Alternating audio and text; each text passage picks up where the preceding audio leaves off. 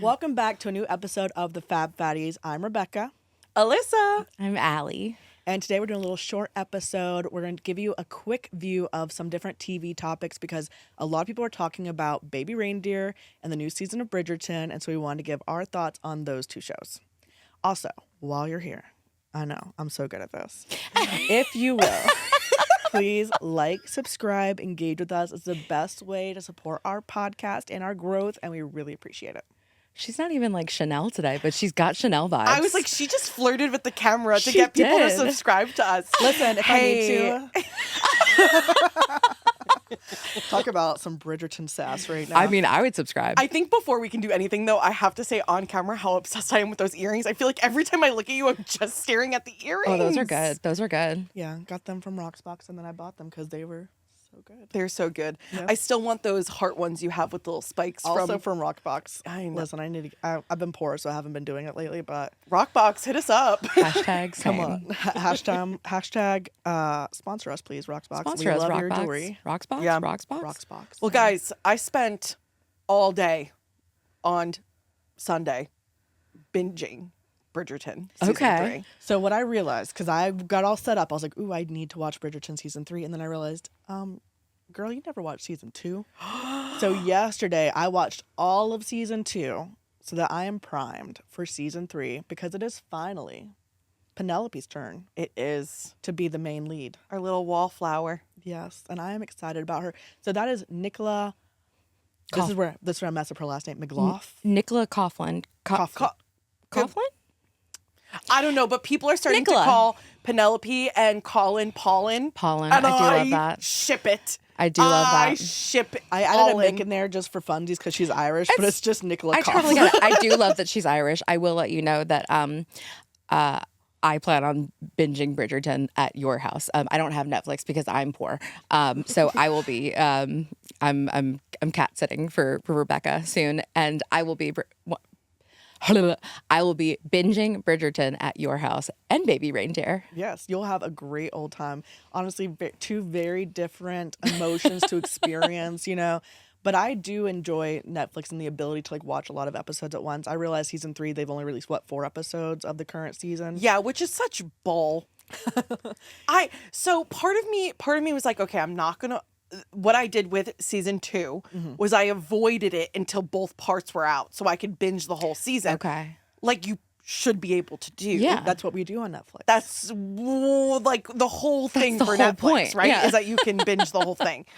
Well, there was starting to be a lot of chit chat about this season and a lot of spoilers. So I said, damn it.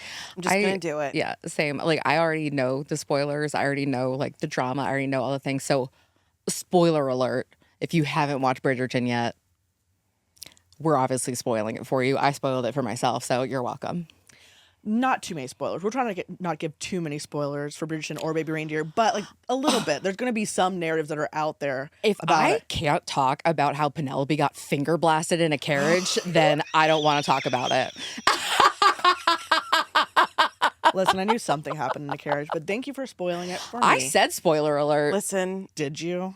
I literally did before I said that. it was a spicy scene. Okay, So I knew that something spicy had happened in the carriage You're because welcome. I went to Boone this past weekend with my friend Ashley, who'd already watched it all. Did you get finger blasted in And- Boone? No, ma'am. I did not have that great of a time. No, I'm just kidding. I had a great time. But what she had said, she was like, you know, I think that was the first time I had seen like a sex scene with a woman whose body wasn't very thin, and like she was having pleasure on camera, and that's the first time I've ever seen that. I love it. And I was like, you know, as someone who watches material sometimes with plus size what kind of material? main stars, it would not be the first time I would ever witness that. But I do think Sure. it's interesting, like in a major network, Yeah. major broadcast, or whatever Netflix is considered, to have it in a mainline storyline, right? Where like the idea isn't just to watch for sex, but still her pleasure was a big part of that episode. Do we know if Nicola considers herself plus size? I don't know that she does. I did read a headline, and again, I have not watched the season yet, but I spoiled it for myself, and I just being chronically online, I feel like I couldn't avoid it. So props to you for avoiding it. But you're welcome. But what I read, I did read some sort of headline that said that she specifically asked to be, and I don't know that we've gotten this scene yet, but she specifically asked to be fully nude when she was filming, and so I'm guessing that that's coming later. Yeah. Because she has not seen that representation. But I do think that I have in the past maybe seen that she doesn't necessarily consider herself, and not in a bad way. Yeah. But I would kind of like to talk about that, only because I have seen a lot of fodder on the internet over the last few days of two very different storylines of I have seen the plus size community be very excited about this, which understandably, right? We don't have a whole lot of representation when it comes to plus size main characters, especially being the desired ones, right? But also there is the other side of the coin of, oh, it's not believable. Well, why isn't it believable? Because she doesn't look like, the gosh, I can't think of her name now. I think Sophie is her Sophie Turner. Yeah, no, the actress from the first season, I think. I don't know her name. Is her actual name? It doesn't matter. But she's not the typical main character aesthetic, right? The main girl aesthetic, right? So there's a lot of people saying, "Oh, well, it's just not believable. It's not believable." Well, is it because you've never seen it before that it's not believable to you? But at the same time, Nicola Coughlan is like, I think, a size 8 or 10. Are you vibing with us? Adam and Eve wants to vibe with you too. All you have to do is go to adamandeve.com now. Adam and Eve is offering 50% off just about any item to our babes with code TFFPod. Talk about getting it up. But that's not all. When you get one item, they will also send you 3 bonus sexy items and 6 free movies. Again, just for being our Fab supporters, you can enter code TFFPOD at checkout and you'll get 50% off almost any item plus 10 free gifts. It doesn't matter how much you spend or what you buy, all will be packaged and sent discreetly for free. I think I feel tears of joy coming on. Anyway, don't forget, use our code TFFPOD, that's TFFPOD at adamandeve.com, and let Adam and Eve put a smile on your face today. She's a short woman, and I think someone else had posted, they had posted something about maybe one of her looks from one of the red carpets recently. Mm-hmm. Like, they make all of her characters about being a fat woman when she really just has rounded cheeks and like slightly rounder features. Like, she might have, her arm might be rounded versus toned where you see her muscle or her bones, like, and that's what makes her the plus size character. And of course, some of her characters costuming will try to amp it up even more than her actual body is, So I give, on one hand, I give, like, she does not need to identify as plus size because she's likely not wearing plus size clothes, But I also think she does represent a body not often seen on media in the same way, right? Absolutely. Yeah. I think there's an aspect of it too that I want to be cautious because I don't want to talk about someone else's body in a way that is perceived negative to them, right? I don't want to be like, oh, she's plus size if she doesn't consider herself plus size, right? Yeah. And then also, like, if she is wearing like it, I'm like, oh, girly, like that to me, that's not plus size. I think I joke with some of my friends. I'm like, if you want to be plus size, you can be. Like, if you want to consider yourself like a mid-sized girly, plus size girly, like, go for it. Not a lot of people wear that with like pride, Can I be honest? I hate the term plus size. Plus size? No, I don't. I kind of do, but I hate the term mid-size. I really do. I feel like it's kind of like, I feel like it's just another term to say I'm not fat. I'm not plus size. I'm not fat. I'm mid-size. Oh, I disagree, but I okay. hear you. That's okay. Yeah, I do think there are some people who from having some friends who fall into the mid-size range, they have their own struggles of like Sure. of like sizing, and sometimes they are plus size and sometimes they're straight size, and I think that's kind of what I define like the mid-size range as, is they based on the way like clothes are structured, or is they kind of fall into different areas. I think it can be I think if it was said it being like, oh no, I'm not plus size, like I'm mid-size, then I'd be like, okay, like I would like stand how that would like rub you the wrong way, but I again, I feel like just like we wear our fat like our fatness as a part of our identity, and like, I think mid-sized people also are trying to figure out. For sure. Were And they? and I totally I think hate is the wrong word. Loathe entirely. No, I'm just kidding. But I do think in my perfect world, there would be no mid-size. There would be no plus size. There would just be sizes, right? And nobody would need to identify by their sizes, but we live in a society that identifies people by their sizes, right? So that's no shade to anybody who identifies as mid-size. And I also realize that Nicola Coughlan might not be plus size, but I do think that it is kind of a stepping stone for us, right? Where it because obviously it's making people uncomfortable. It is making people uncomfortable who are saying, well, this isn't believable. And why would this guy fall for this girl? Well, she is stunning. She is stunning. She's hot. She's sexy. She's like all these things. And like, I'm sorry that she doesn't fit your narrative of what a main girl should be, but I thought I love it. Yeah, I have not come across any of that discussion, so I'm glad, because that would have ruined my day. But I think in general, like body diversity on screen is needed, right? And so I don't necessarily like. Again, I kind of don't want to like have to take actresses and be like, you have to be our hero or whatever. But I do think it's just great to see lots and lots of types of women have lots and types of roles, right? Yeah, and I yeah. think it is interesting because, like, okay, so this makes me question this.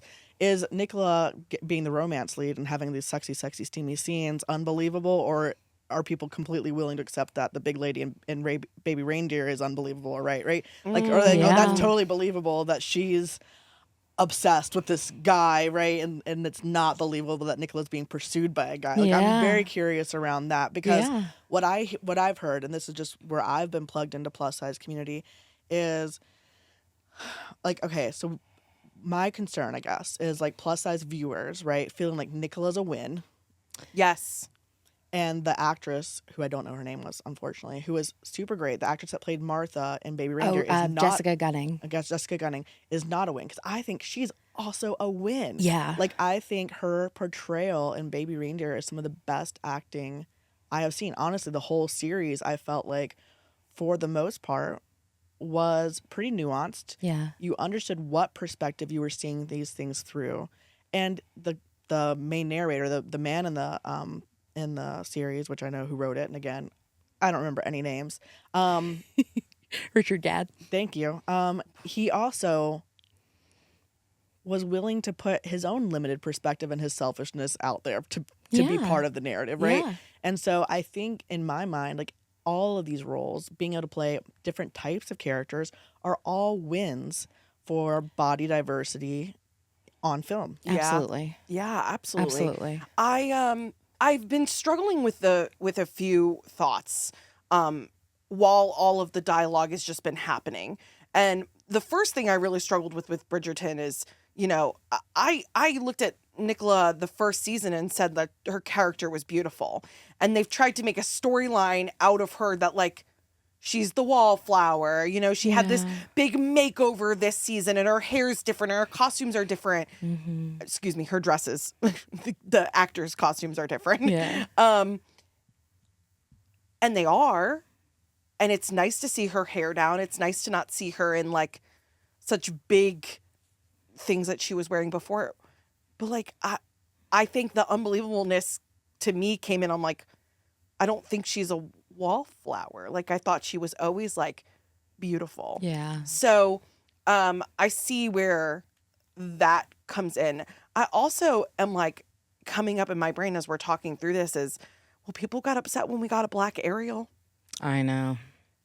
right? Yeah. I'm almost like, no, I think people need to be upset more. Yeah. Like, I think that shows that we're doing the right thing. Yeah. Absolutely. And frankly, it should have never gotten to that point, right? There should have been enough diversity to begin with that it's not weird when we have, you know, a mid-size or plus size, whatever verbiage you want to use, someone who doesn't look like a toothpick as the lead, you know? I think you're so right there because I mean, you know, I feel like I'm someone who kind of is guilty of this. Like I like desperately cling to anything that comes out that gives me any kind of representation, right? Now, I will say Survival of the Thickest I thought was absolutely incredible. I love Michelle Buteau and I really loved Survival of the Thickest. I liked Shrill. I liked it. But I very much was like, oh my God, Shrill is incredible. Shrill is amazing. But I think Shrill was just, I love Adie Bryant. I love her so much. I think she's so funny. I think she's so wonderful. I think she's amazing and all of these things. But it was just, it was one of the first of its kind of a fat woman being the lead character, being the main girl, right? And it was like, I like cling to that because just like you said, we don't have enough of it, right? So it's like I almost have to, in my mind, like I kind of collect these things where it's like, oh yeah, this is going to be my favorite because there's a fat girl in it, and this is going to be my favorite because there's a fat girl centered in it. You know what I mean? So yeah, absolutely. And like, I want to see more Black mermaids and, you know, like, I remember a few years ago, when it was after the first season of Bridgerton because, the, Rajay Jean, whatever his last name is, I was doing well with the names for a minute there. He was leaving because I think it was rumored that he was up for James Bond. And someone in my life at the time was very upset that, upset isn't the right word, but annoyed that he was up for James Bond because he was like, in his mind, his logic was James Bond is white. And I was like, James Bond isn't real. So just like Ariel, you know, Ariel isn't real, right? So like in his mind, how could James Bond be a Black man? Like, and then I'm not going to say what else he said, but like, it was just, I'm like, because everybody deserves to see themselves in the badass James Bond character, in the Ariel character, in the main girl, in the desired, like getting finger blasted in a carriage. Everybody deserves to see themselves, you know? Finger blaster just comes across so violent. You know, I'd like to think it was a more pleasurable experience than that. For me, that is pleasurable. Okay. Hey friends, do you want to contribute your stories, questions, or topic ideas to the pod? You can now submit written, audio, or video content to us for consideration in a future episode. You can find the link in our show notes as well as in the bio of our Instagram page. Hope to hear from you soon. One of the things that, like, whenever I was watching Baby Reindeer, I shared on my Instagram stories that I was watching it, and a couple people slid into my DMs, and they're like, I just feel like this is going to become fodder for the general public to say, yeah, don't you see like fat women are dangerous to date? They're going to get, if you act like you like them, they're going to get obsessed with you. And I was like, I feel like it feels more consequential to us because there's not very many, right? Like because that was the main thing people were watching at the moment. And the only fat character was also the fat character that was stalking, right? Yeah. Then, yeah, that becomes a narrative. And it's like, oh, what other, you know, then it's like, going around the drinking table, oh, what fat chick have you dated that's been weird, you know? Yeah. And I think it's so consequential because we have so few people, right? And if we had lots and lots and lots of fat villains and lots and lots and lots of fat, nuanced, cool people and romantic leads and all of those things, then it wouldn't feel like everyone's a consequence. But what it's making me hear, again, because I wasn't plugged into the negative Bridgerton talk, is how even when we're in a position of power, when the character is loved, when the character is dynamic, and let's face it, she has shaped the entire story based on the actions she's taken in all the other seasons, right? And yet there's still going to be some pushback, right? So I think in certain ways, because we live in a society that does have negative views of fat people in mass, right? Like it's a norm in certain ways to make it the punching line.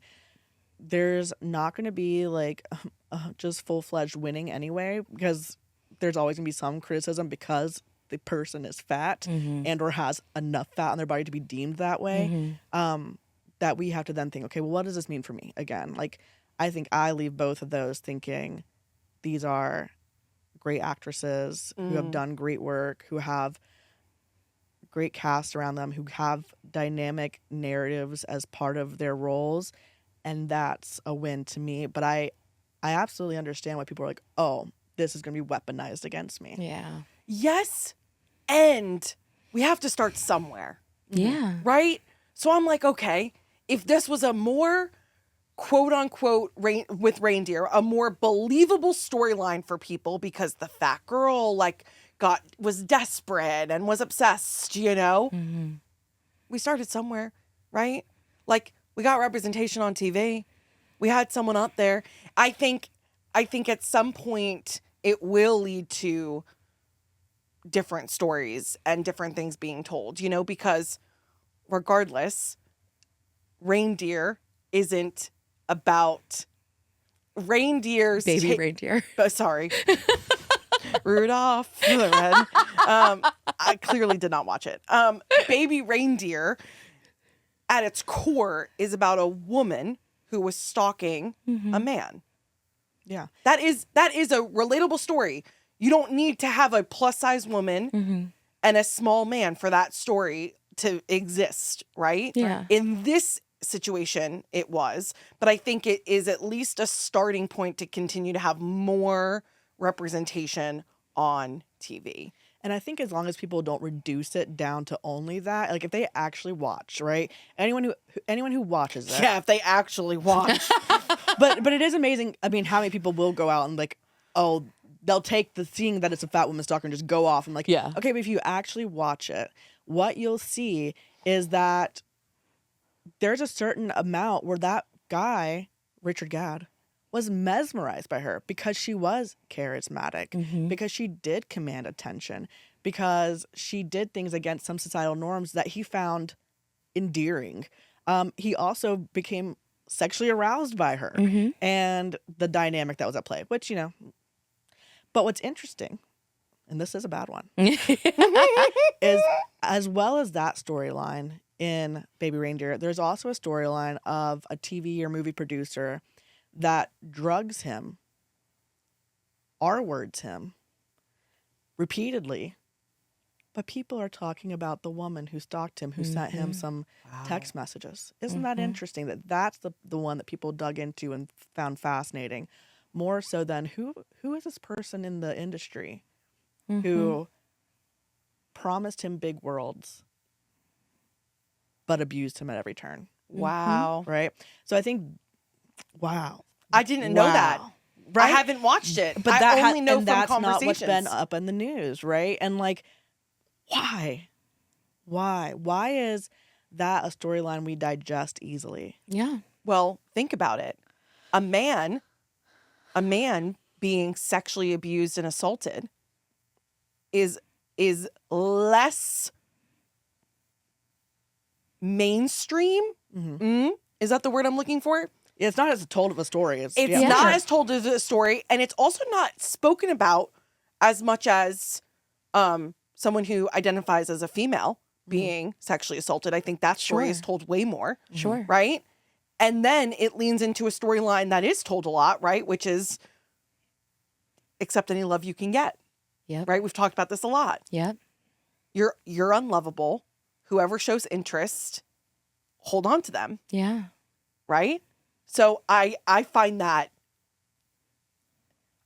people are holding on to what they find more digestible because it is talked about more. It is more of a... And we're not surprised by a powerful man abusing his power. No. No. Yeah. Oh, no, and especially... A tale as old as time.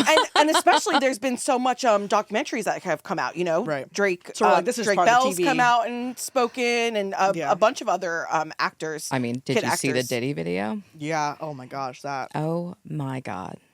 Oh my God. I don't even want to give any more No, we can't. light to that. We can't. It's funny that we're not funny that we're. It's interesting that we're talking about this because I actually saw you guys follow that. I know. I think you said that you used to follow him, but you don't anymore. That I am 6'7" guy. That Yeah, I love his unfollowed. voice. I love his voice. I know sometimes he posts problematic things, but a lot of times he's posting for the big girls, and I do love it. He posted something yesterday, or it was yesterday or the day before, that it feels very poignant to what we're talking about right now. Where it was some sort of talk show, or it may have been a live, pod recording like this, where a man asked this woman, this very, very, very attractive, conventionally, societally beautiful woman, if she believed that the narrative that men who are maybe down on their luck or not really in a great place are going to go after big women. And she did. She completely put it on the women and not the men, and said that it was very much, because we have to, quote unquote, compensate for what we don't have, right? We don't have the aesthetics. We don't have the looks. We don't have all the things that she thought herself to have, right? And that's why these men who are attracted to us, right, would go after us, and very much reduced us to kind of what we're talking about as far as Baby Reindeer goes, of like this desperation, like, we have to overcompensate, and we just have to cling on to whatever we can get. And I think that made me think of it. And then I did I wound up commenting on it because I was literally like, something in that was that, they're going after these women because, they have money. They're overcompensating with money, with time, with favors, with all of these things, because they don't look as good, right?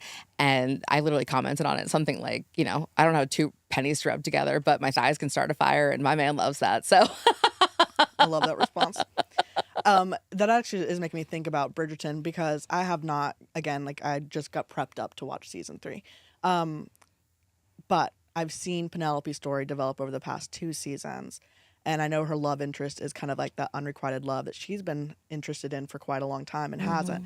And I do feel like that played out in my teenage years too, of like, the love was never returned, but I would just keep pining after some of these guys. Like, I had very long-term crushes on certain guys. And so I'm kind of like, oh man, like, how do I feel? How do I feel about the fact that she just hung out long enough and he's finally had enough people get him to notice her? And I'm not sure how, I don't think I'd feel good about it. I haven't watched yet, so maybe I'll change my mind once I start watching.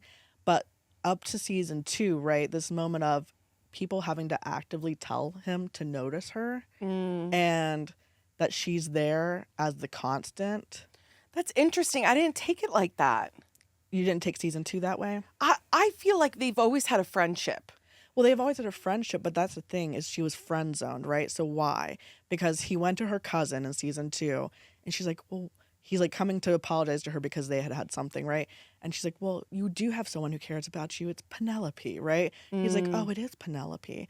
And then he goes and sees Penelope, and he's like, they're right. You have always been there. But then she still overhears him being like, I would never go after Penelope, right? Yeah. And I'm just kind of like, ugh, that was me. Yeah. Always the friend. Yeah. Always the friend. Always the misreliable. Something's going wrong, you can tell me, because I'm going to be there and I'm going to give you care, right? But I'm not going to be the one you actually go for. So I haven't started season 3. I'll try to be open-minded, but I'm not sure that, like, that's a love story that feels really good to me. Maybe it's because that has been my experience, and then the couple guys that, like, did go from friends to, like, oh, well, maybe it was really just to use me sexually, not actually because they saw me. Yeah. I feel like we could do an entire episode on unrequited love as fat girls. Oh, we totally could, but I would need my therapist here. Do you feel like that Well, got next week, redeemed no. for you in season 3? Do you feel good about where their love story is heading? Listen, I'm a romance girl. I'm a romance girl, and Oh, she's into the friends to lovers. and I'm into the enemies to lovers, the friends to lovers. I like it all. Okay. So I think there's just a level of enjoyability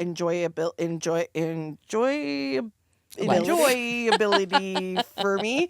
I'm just gonna enjoy it regardless. Even for me, sometimes I can watch a show and take out like all of the cultural dialogue happening too, right? Like I can watch season 3 of Bridgerton without actively being like, and this is how we're representing Fat plus women, size yeah. people, and like I can just enjoy the show. Yeah. While also being happy that I think the main character this season looks different than other characters have, and that makes me feel seen, and it helps me connect to the story a little bit more. But I mean, I read romance books all the time where they're like talking about the woman's body, and she's, your aesthetic, norm, culturally aesthetic, whatever, so I just enjoyed it. I did, but I probably will too. I mean, it's not like my standards are high. Will I be entertained? Probably so. Yeah. It's just, like, dang it if that's not the storyline of my youth, Yeah. Whereas now Yeah. I'm like, listen, if you see me as a friend, good. I am going to see you as a friend, right? Like, Yeah. I will not crush on someone who does not crush back now. Absolutely. That is a hard boundary. Absolutely. Yeah. Regardless, I still feel that it's all a step in the right direction. I can agree with that. And industry, look at how much conversation is generated by having actors and different body types on your shows. Isn't this what you want? People to talk about your shows, people to be thinking about them, having dialogue about them. So maybe when everyone looks the same, it's not that interesting. Yeah. Yeah. And on that note, We're wrapping it up, y'all. Wrap it up with forget about what we like, plus size and everything. What TV show or what has caught your eye that you want to watch? Or like is on your list? I know you said Baby Reindeer you're gonna watch, and Well, obviously, you got to watch season 3. Well, obviously. of Bridgerton. I have a list of things to binge while I'm at Rebecca's house. So I love that. There's this movie that just came out with anyways, it's a young guy who's like a pop star. Okay. Who Anyone But You. Anyone But You. I was gonna say I read the book. Anyone But You. Who's the lead actress? in Anne that? Hathaway. Anne Hathaway. I read the book. Okay. I want to watch it. Okay. As a 36-year-old. It's an older woman and a young man. Yeah, as a 36-year-old who Younger. has Younger gone on now. dates with someone as young as a decade younger than me. No regrets. Regerts. No, I'm intrigued. I think we joke a lot about older women with young men, and we don't care if it's a younger woman with an older man. But like, I'm intrigued by men in their 20s because they do approach me differently than men my age, and I think it's just they've lived in a more body accepting culture. I don't know. Hi, So James. yeah, I'm definitely watching. I'm definitely watching that one. okay. I like it. What are you gonna watch? I'm going to watch Bridgerton. I'm going to watch Baby Reindeer. And I don't know. I feel like there's so much to catch up on Netflix. But you know what I'm really excited about? The Summer Baking Championship is coming up soon. And I watch all the baking championship. We know you do. We know you do. I love that. I'm pretty excited about that. I don't watch a lot of TV, but what I have been enjoying immensely is I'm rewatching the Amanda Bynes show. Oh. And some Whose Line Is Hard It? left. Okay. And some Whose Line Is It Anyway? And those are like my feel good shows.